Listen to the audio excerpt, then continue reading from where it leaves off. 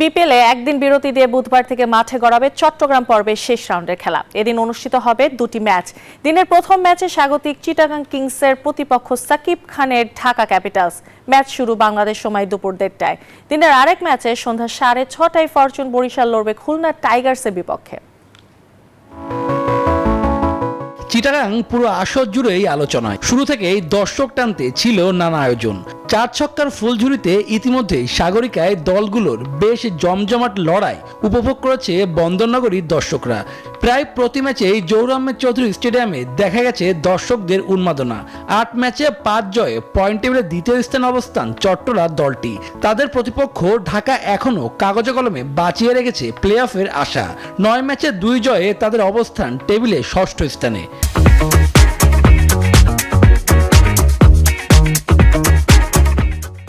ব্যাটিংয়ে তানজিদ তামিম, লিটন দাসরা রয়েছেন ছন্দে, যদিও বোলিংয়ে আলো কাটতে পারেননি তেমন কেউ।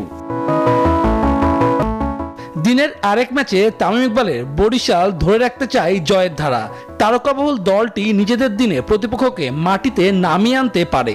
কাগজে কলমে বেশ শক্তিশালী তারা। রান রেটে পিছিয়ে থেকে পয়েন্ট টেবিলে তৃতীয় স্থানে অবস্থান দলটির। খুলনাও চাইবে ম্যাচ জিততে। টানা 2 জয়ের পর টানা 4 হার, যদিও শেষ ম্যাচে জয় পেয়েছে মেহেদী মিরাজরা।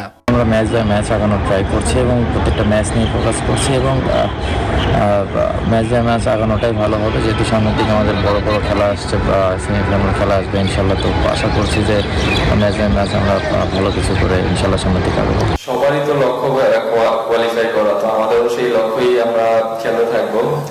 পয়েন্ট টেবিলে আমরা আপাতত ভালো অবস্থানেই আছি, তো আশা করি আমাদের কয়েকটা ম্যাচ আরো উইন করতে পারলে আমরা অবশ্যই কোয়ালিফাই করে নেক্সট রাউন্ডে যাব। বিপিএলে বৃহস্পতিবার শেষ হচ্ছে চট্টগ্রাম পর্ব। এরপর আবারও শুরু হবে ঢাকা পর্বের লড়াই। শুভদেবনাথ, নিউজ 24।